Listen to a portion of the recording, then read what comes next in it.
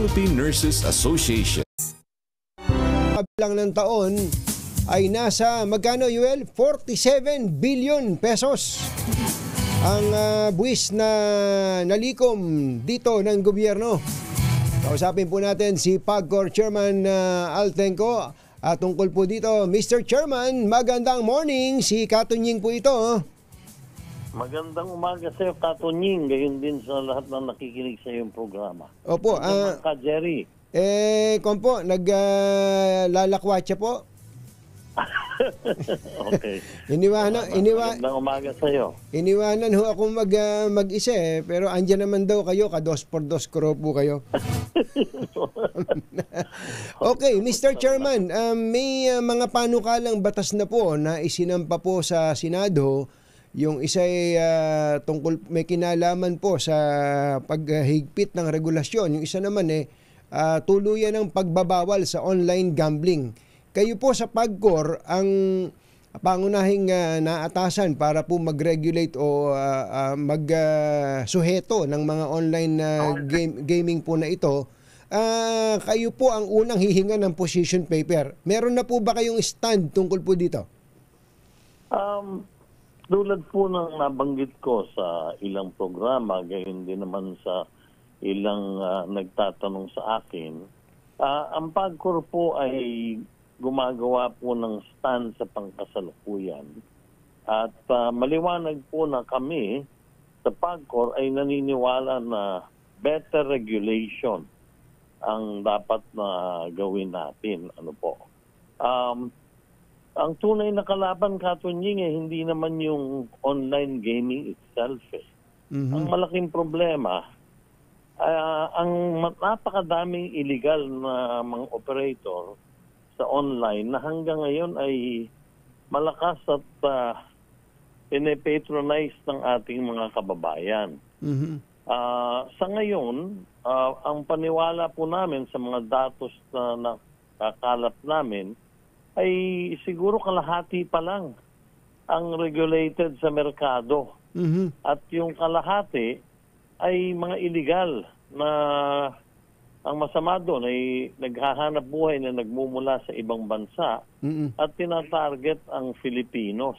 Mga gaano po karaming mga online gaming sites itong pinag-uusapan natin, yung illegal saka po yung legal, sabi niyo 50-50, parang gano'n? Ang unahin po natin ang regulated online gaming operators ngayon. Meron lang pong 70. Hindi po dumadami doon. Ang amin pong namomonitor at katulong na po namin ang DICT at gayon din ang MTC, meron pong isang taon po yan, halos 7,000 po ang websites na aming 7,000? report na. Opo. Akala ko 50-50 lang nung pala 7,000. Hindi po, yung 7,000 po doon, yun po magsimula nung tayo ay nag-regulate ng tama, meron na pong 2 taon ang nakalilipas hanggang sa mga kasalukuyan. Yung pong 7,000 na iulat namin sa NTC at sa DICT ay bumaba na po siguro ngayon sa himigit kumulang 1,000 pa. Ang dami pa rin, napakadami pa rin yan. Napakarami. Kaya ang problema, Katunying, wala dun sa regulated market. Ang totoo, naproprotektahan ng maigi ang mga customer o yung mga gamers na naglalaro sa mga regulated or licensed operators. Ang talagang malaking problema, ang dami pong naglalaro ng online doon sa mga unregulated o yung walang lisensya hanggang sa pangkasalukuyan. Sa araw-araw na lang po ang tinatanggap na sulat ng PAGCOR sa mga nagrereklamo. Pag binasa po namin at amin tiningnan, ay 99% po roon ay problema sapagkat mga illegal yung pinaglalaroan nila. Kaya wala pong maitulong ang PAGCOR. Opo. Ang amin pong ginagawa talaga sa PAGCOR, 2 taon na nakalilipas hanggang sa pangkasalukuyan, ay we are properly regulating.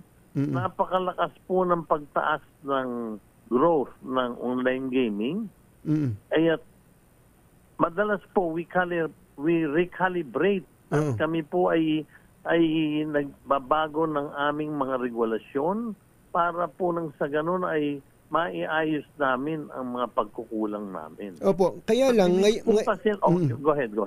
Ang nakapending po ngayon na bill sa Senado at sa House of Representatives ay tama po kayo tungkol sa striktong regulasyon na I believe ay inyo pong sinusuportahan. Subalit, meron din pong panukala na total ban on all forms of online gambling. Ito po yung kay Senator Mig Zubiri.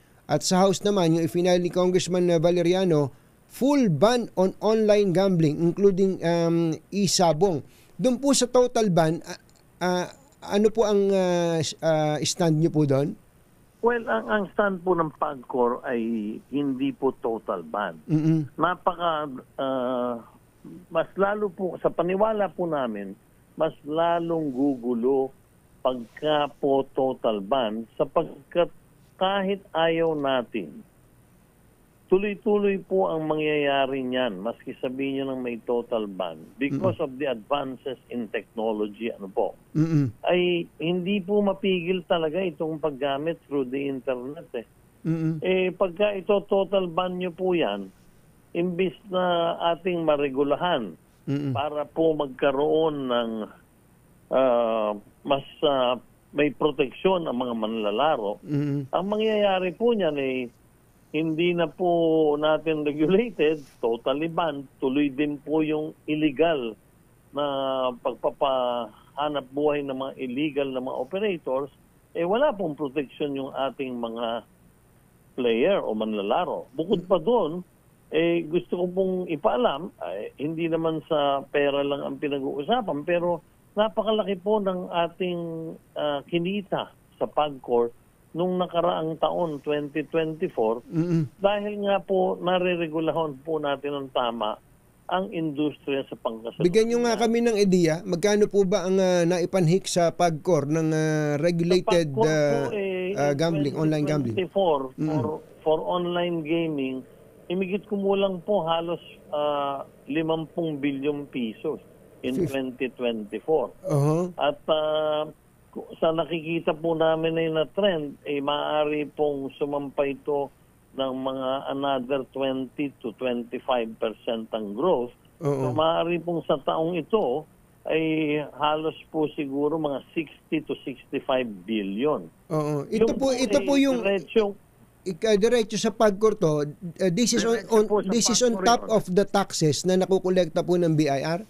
Opo, bukod po yung taxes ng BIR, bukod po yung employment na generated natin, alam niyo naman, nung as of December 31, 2024, marami sa ating kababayan ay nawalan ng trabaho noong in-implement po natin yung total ban sa POGO. So marami po dito sa ating mga kababayang Filipino, I would like to emphasize Filipino, ang nalipat dito naman sa mga online gaming companies. Hinigit kumulang po nasa sa mga directly hired, meron na pong mahigit 30,000 yung sa pangkasalukuyan. Hindi pa po natin binibilang dyan yung ancillary businesses. Nandiyan ang mga driver, gwardiya, messenger, mga kumikita sa mga restaurants dahil kumakain ng mga yan at yung pong paikot ng kanilang mga kinikitang sweldo.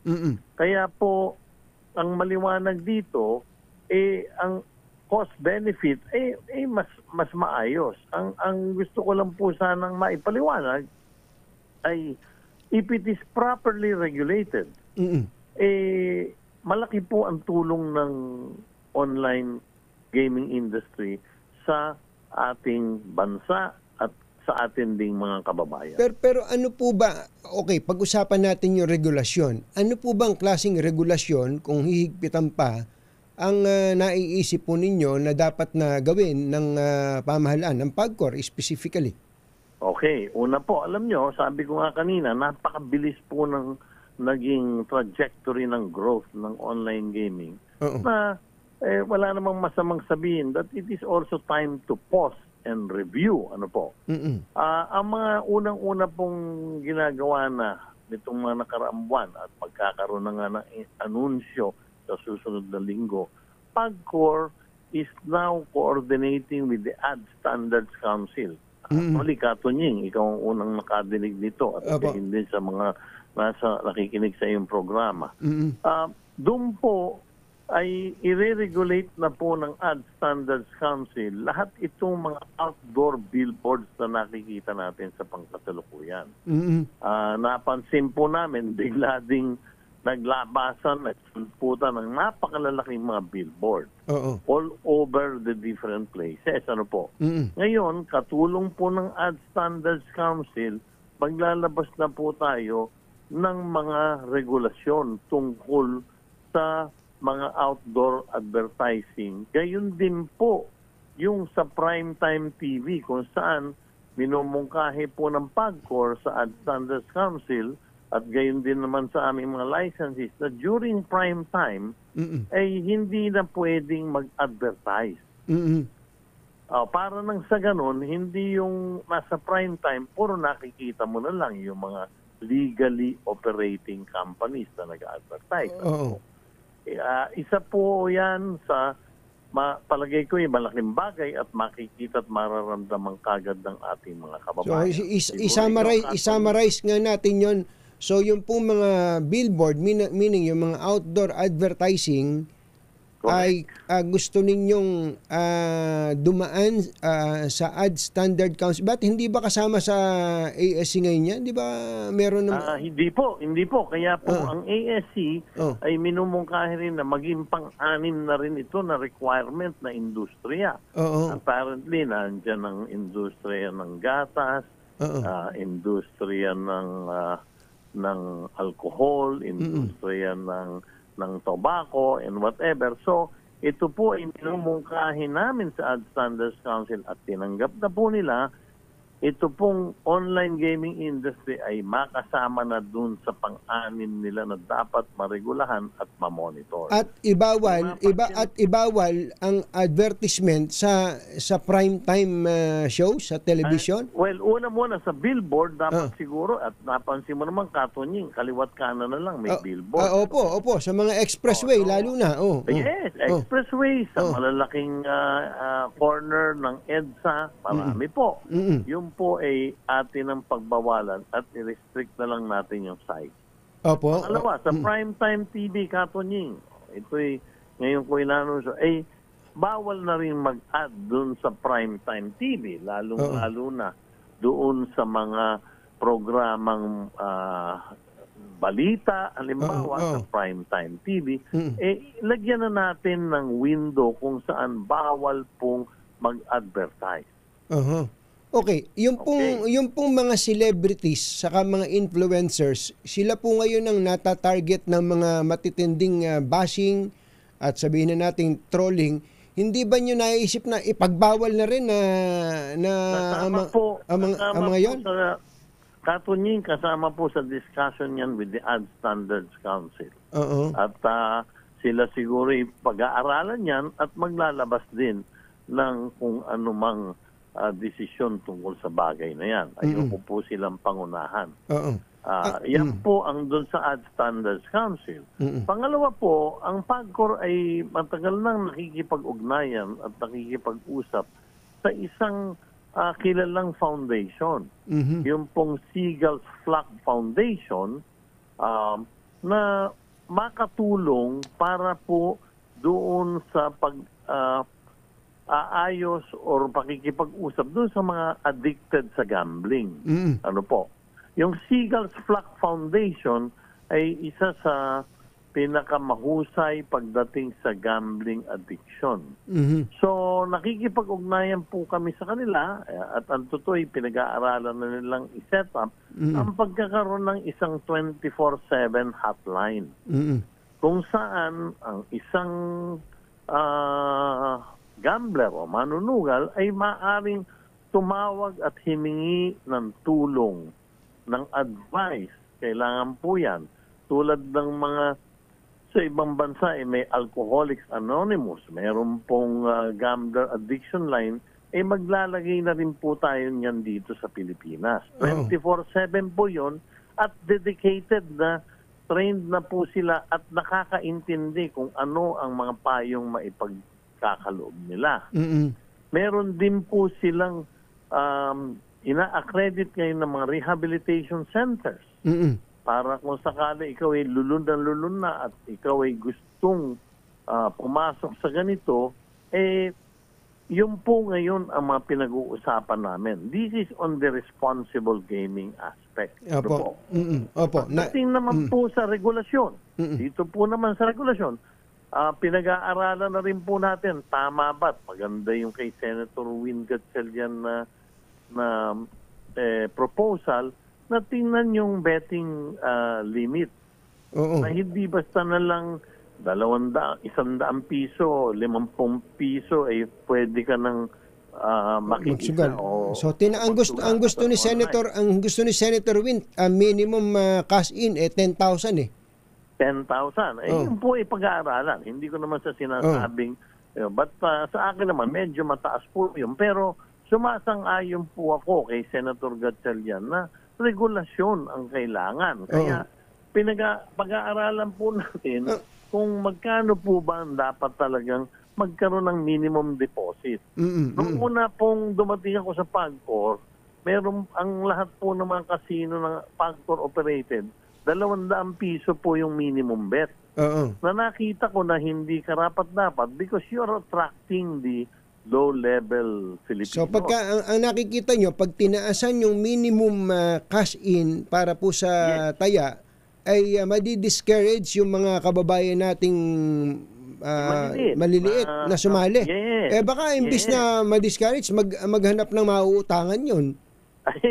Hindi naman po siguro. Dahil kung atin pong susundin, kung magkakaroon ng regulasyon, maaaring nakautang siya ng una o pangalawang pagkakataon. Pero sa pangatlong pagkakataon ay mahihirapan na siyang umutang. Ngayon, meron na rin katunying na gusto ko ibalita, binabanggit ko na itong late last year, early this year, marami na pong AI-powered tools na inaalok ngayon ang mga software developers kung saan meron na pong self-exclusion. Ano po? Ibig sabihin kung ikaw ay lulong na pwede mong pindutin ang isang buton para himinto ka. At pangalawa, meron ng tinatawag na cooling off period na AI-powered software kung saan pag na-monitor ng software na ikaw ay malaki ang natatalo kaysa sa napapanalo, suspendido ka kagad. Matic na yun. Matic. Hindi ka na, tapos magkakaroon ng tinatawag na cooling off period. Mahaba pa lang usapan to, Mr. Chairman. Kaya lang meron na akong dalawang maliit na bagay na gustong i-touch po dito. Yung po mga